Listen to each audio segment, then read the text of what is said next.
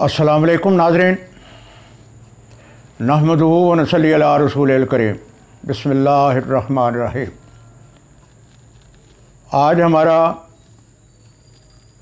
कानून वरासत, इस्लामी कानून वरासत का पार्ट 2 है। जैसे मैंने पहले पिछले लेक्चर में ज़िक्र किया था कि चूँकि ये बहुत ही अहम मौजू है, तकरीबन हर घर को इसकी ज़रूरत है, क्योंकि एक ज़िंदगी का प्रोसेस है और उसने ज़िंदगी एंड होती है, फिर यकीनन जो तरका होता है वो तकसीम होता है, और इस्लाम ने इसके कवानीन बनाए हैं और उसके मुताबिक ये तरका मैयत का तकसीम होता है। तो जैसे मैंने ज़िक्र किया था कि वारिस 3 किस्म के होते हैं। ज़ुल फ़ुरूज़, जिनके हिस्से कुरान और हदीस में मुकर्रर हैं। असबात, यानी कि ज़ुल फ़ुरूज़ को उनके शेयर देने के बाद असबात को वरासत जाती है, और अगर इनमें से कोई रिश्तेदार ना हो तो फिर ज़ुल अरहाम, दूर के रिश्तेदारों को वरासत जाती है। करीब का रिश्ता दूर के रिश्ते को महरूम कर देता है, यानी बाप दादे को महरूम कर देता है, दादा परदादे को महरूम कर देता है। तो वो मैं तफसीलात पार्ट 1 में बयान कर चुका हूँ, अब दोबारा ज़रूरत नहीं है। तो उसमें जैसे कि सिर्फ रिफ़्रेशर के तौर पर हमने बाप का हिस्सा, माँ का हिस्सा, बीवी का हिस्सा, शौहर का हिस्सा, क्योंकि ये ऐसे वारिस हैं जिनको हर हालत में शेयर मिलता है। आज हम बेटी और बेटियों का हिस्सा, यानी कि मैयत की एक बेटी है या एक से ज़्यादा बेटियां हैं, तो क्या सूरत हाल होगी कि उनको क्या वरासत मिलेगी। अगर बेटी एक ही है तो 1/2 हिस्सा, आधा हिस्सा बेटी को मिल जाएगा, और लेकिन शर्त उसकी ये है कि उसके साथ न कोई बहन हो न कोई भाई हो, तो 1/2 हिस्सा। हाँ, एक शक्ल है उसको 2/3 हिस्सा मिलता है, यानी कि एक से ज़्यादा बहनें हों तो उनको 2/3 हिस्सा मिलेगा, और लेकिन भाई उनके साथ ना हो, सिर्फ बहनें हों। एक हो तो आधा, 2 या 2 से ज़्यादा हों तो 2/3 हिस्सा। अब पोती या पोतियों की वरासत, ये ज़हन में रखें कि हमारा मुस्लिम फैमिली ऑर्डिनेंस 1961, उसमें सेक्शन 4 है कि अगर दादा की ज़िंदगी में बेटा फौत हो जाए, यानी बाप फौत हो जाए पोते का या पोती का, तो उसको वही हिस्सा मिलता है जो उनका वालिद ज़िंदगी में पाता। ये बड़ा अहम पॉइंट है। मेरे व्यूअर्स, नाज़रीन आम तौर पर मुझसे ये सवाल करते हैं व्हाट्सएप पे, टेलीफोन पे। ये ज़हन में रखें कि ये वाहिद कानून है जो हमारे वरासती कानून में इस्लामी असूलों के ख़िलाफ़ है, और इसको فیڈرل شریعت کورٹ میں چیلنج کیا گیا اور فیڈرل شریعت کورٹ نے اس سیکشن 4 کو غیر شرعی ڈکلیئر کر دیا، لیکن اس کے خلاف اپیل ہو گئی سپریم کورٹ میں، کیونکہ فیڈرل شریعت کورٹ کے جتنے بھی فیصلے ہوتے ہیں وہ اپیلیبل ہوتے ہیں سپریم کورٹ میں، اور سپریم کورٹ نے اسٹے کر دیا فیڈرل شریعت کورٹ کے ججمنٹ کو۔ یہ میں کئی دفعہ بیان بھی کر چکا ہوں، اس کو سسپینڈ کر دیا ہے، لہذا وہ آرڈر سسپینڈڈ ہے۔ فیڈرل شریعت کورٹ کے یہ ڈکلیریشن کہ یہ غیر قانونی لا ہے، لہذا پوتے کو کوئی حصہ نہیں، وہ چونکہ شریعت میں ہے یہ۔ اب اس کا فلسفی میرا اللہ جانتا ہے، جس نے یہ قانون ریویل کیا ہے۔ بہرحال وہ 1/3 کی حد تک کوئی بھی جو دادا ہے، اگر اس کی ایک کوئی بیٹا یا کوئی بیٹی فوت ہو گئی ہے اور اس کی آگے اولاد ہے، تو اس کے پاس پاورز ہیں، اپنی پراپرٹی میں سے 1/3 کی حد تک وصیت کر سکتے ہیں۔ اور یہی کنسیپٹ ہے کہ بھئی اگر یہ فائنلی یہ بنا دیا جائے کہ یہ لا جس طرح کہ فیڈرل شریعت کورٹ نے اس کو ڈکلیئر کر دی ہے، اور سپریم کورٹ بھی اس کو الٹیمیٹلی کوئی فیصلہ تو ہونا ہے، تو ہاں کوئی الٹرنیٹ لا ایسا ہو سکتا ہے، بنایا جا سکتا ہے، کیونکہ اجتہاد بھی بہرحال اسلام میں ہے۔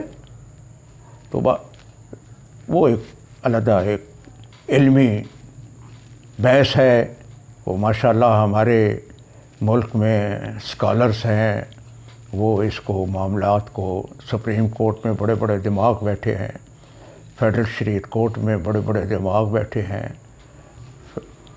ہماری جو کونسل ہے اسلامی کونسل، اس میں بڑے بڑے دماغ، علماء، وہ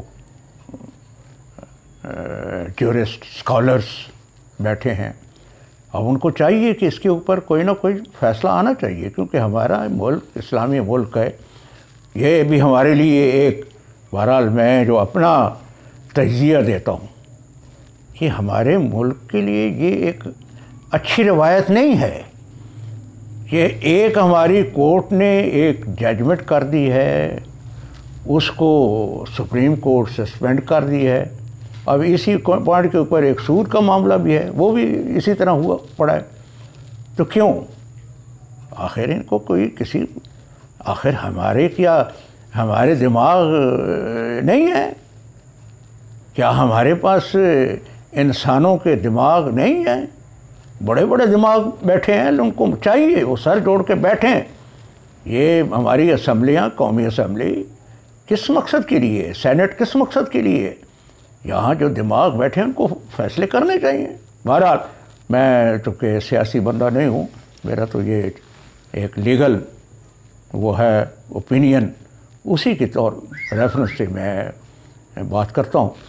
تو بہرحال پوتی اور پوتے کا حصہ ان کو ویسے ہی ملے گا جس طرح ان کا باپ زندہ ہوتا، اور پھر وہ آگے تقسیم ہوگا ان کے اکارڈنگ ٹو لا۔ ہاں اب ہے، دیکھیں بہن بھائی 2-3 قسم کے ہوتے ہیں۔ ایک بہن بھائی ہوتے ہیں سگے بہن بھائی، ماں سے بھی سگے، باپ کے بھی سگے، ایک ہی ماں ہے ایک ہی بہن ہے، ایک ہی ماں ہے ایک ہی باپ ہے، اس کی اولاد ہے، وہ سگے بہن بھائی۔ بعض اوقات ایسا ہوتا ہے کہ ماں سے سٹیپ ہے، ایک شخص نے ایک شادی کی، اس سے اولاد ہوئی، وہ بیوی فوت ہو گئی، دوسری شادی کی، پھر اللہ نے اس کو اولاد دی، تو یہ اب شکل دوسری ہے، یہ الاتی بہن بھائی کہلاتے ہیں۔ اور ایک شکل اور بھی ہے، یعنی کہ ایک عورت نے شادی کی، اس سے اولاد ہوئی، اس نے دوسری شادی کی، وہ بیوہ ہو گئی یا ڈائیورس ہو گئی، دوسری شادی کی، وہاں سے اولاد ہوئی.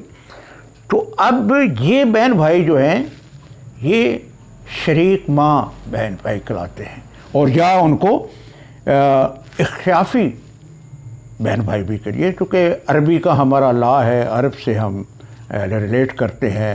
قرآن و حدیث پیارے محمد رسول اللہ صلی اللہ علیہ وسلم چونکہ عربی تھے، قرآن عربی میں اترا ہے، ہمارا احادیث ساری عربی میں ہیں. اس کے بعد ہم ترجمے کرتے ہیں، ان کو سمجھنے کی کوشش کرتے ہیں. پوری دنیا میں انگلش میں، لاطینی میں، اب کتنے دنیا کے لینگویجز ہیں الحمدللہ قرآن کے. تقریباً چائنیز میں ترجمے ہو چکے ہیں، فرینچ میں ترجمے ہو چکے ہیں، انگلش میں ترجمے ہو چکے ہیں، اٹیلین میں ترجمے ہو چکے ہیں، جرمن میں ہو چکے ہیں. اس طرح کورین کی لینگویجز ہیں، پوری دنیا کے کتنی لینگویجز ہیں الحمدللہ قرآن. لیکن منبع جو ہے وہ لینگویج وہ عربی ہے، تو لہذا زیادہ تر اس قسم کی. تو ماں شریک بہنوں کا جو وراثت ہے اس کا بھی، یعنی کہ ماں ایک ہے اور باپ مختلف ہیں، ان کی وراثت تقسیم ہونی ہے. تو 1/3 یعنی کہ 1/3 کب؟ جب یہ جو بہنیں ہیں ایک سے زیادہ ہوں، 2 ہیں، 3 ہیں، 4 ہیں، تو 1/3 ملے گا، بشرطے کہ میت کا باپ، دادا، بیٹا یا بیٹی یا پوتی ان میں سے کوئی بھی نہ ہو. یعنی کہ صرف ایک بہن ہے یا 2 بہنیں ہیں، تو باقی یہ جو رشتہ دار ہیں یہ نہیں ہے، تو اس وقت اس کو 1/3 ملے گا، پوری ترکے کا 1/3. ہاں ایک شکل ہے کہ ان میں سے میت کی بہن اگر ایک ہی ہے اور یہ جو ہے باپ، دادا، بیٹا، پوتا، پوتی اور ان میں سے کوئی نہیں ہے، تو پھر 1/6 ملے گا، 1/6 حصہ. رائٹ. اب اس کے بعد آ جاتے ہیں سگی بہنیں، یعنی کہ ریئل سسٹرز، جو ماں سے بھی ہیں باپ سے بھی ہیں.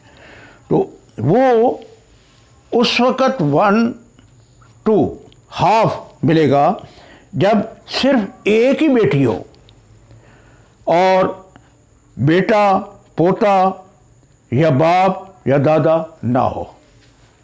یعنی کہ ان میں رشتے میں صرف ایک بیٹی ہے، اس کا بیٹا بھی نہیں ہے، پوتا بھی نہیں ہے، باپ بھی نہیں ہے، دادا بھی نہیں ہے، تو ہاف، 1/2 حصہ.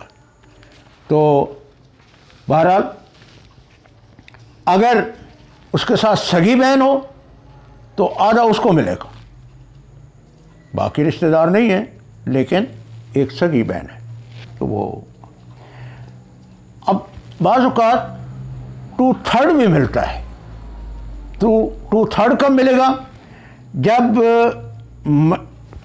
مرنے والے کا، متوفی کی بہنیں ایک سے زیادہ ہوں اور بیٹا، بیٹی، پوتا، پوتی، باپ، دادا ان میں سے کوئی بھی نہ ہو. رائٹ. اب اسی طرح اگر یہ جو ہے بیٹا، بیٹی، پوتا، پوتی، باپ، اور ان میں سے جب وہ اپنے بھائی کے ساتھ حقدار ہے اور تو بھائی کا 2/3 حصہ اور سگی بہن کا 1/3 حصہ، یہ ان کو ملے. ہاں بعض اوقات 1/3 ایک اور شکل بھی ہے کہ میت کی ایک ہی بیٹی ہے اور ساتھ پوتی ہے، بیٹی 1/2 حصہ ملے گا اور پوتی کو 1/6 حصہ ملے گا. تو یہ صورتحال جب ہو تو پھر یہ پوتی 7 اور 1/6 پوتی کو، 1/2 بیٹی کو۔ اب جب میت کا باپ، دادا، بیٹا یا پوتا موجود ہے تو اس طرح وہ اس وقت، وہ بعض اوقات اس میں تھوڑا سا اختلافات بھی ہیں، حضرت امام اعظم کو ان کے ساتھ تھوڑے سے وہ بہن بھائی کو محروم کر دیتے ہیں۔ اب سوتیلی بہنیں، یعنی کہ سوتیلی بہنیں اب یعنی کہ باپ سے ریئل ہیں لیکن ماں سے سوتیلا بہنیں، ان کی وراثت ابھی تک ان کو رائٹ ہے۔ نصف حصہ بہن کو کب؟ جب وہ صرف ایک ہو اور میت کی سگی بہن نہ ہو اور نہ وہ وارث ہو، جو سگی بہن ان کو یعنی اس کی کوئی سگی بہن بھی نہیں ہے، یا اس کو کوئی اور ایسا وارث بھی نہیں ہے جو سگی بہن کو محروم کر دیتا ہو، تو پھر سوتیلی بہن جو ہے، جو والد کی طرف سے یعنی کہ ریئل ہے، تو وہ اس کو 1/2 حصہ ملا۔ ہاں، ایک شکل ہے 2/3 حصے کی، وہ کب ہے؟ جب سوتیلی بہنیں جو ہے نا ایک سے زیادہ ہوں، بہنیں سوتیلی لیکن ایک سے، اگر ایک ہو تو وہ تو 1/2، اور ایک سے زیادہ ہوں تو 2/3۔ اور ان وارثوں میں سے بھی ان کے ساتھ یعنی کہ سوتیلی بہن کو 2/3 حصہ برابر ہی ملتا ہے۔ اب 1/3 حصہ اور شکل بھی ہے کہ میت کی سگی بہن نہ ہو، ہاں بیٹیاں پوتیاں ہوں، تو وہ اس وقت بیٹیوں اور پوتیوں کو 2/3 حصہ ملے گا، اور سوتیلی بہن اگر ایک سے زیادہ ہے تو پھر 1/3 حصہ ملے گا۔ اب چونکہ یہ چیز ریکارڈ ہوتی جا رہی ہے، آپ کو کوئی بات سمجھ نہ آئے تو اس ریکارڈنگ کو ریویل کریں، دوبارہ سنیں۔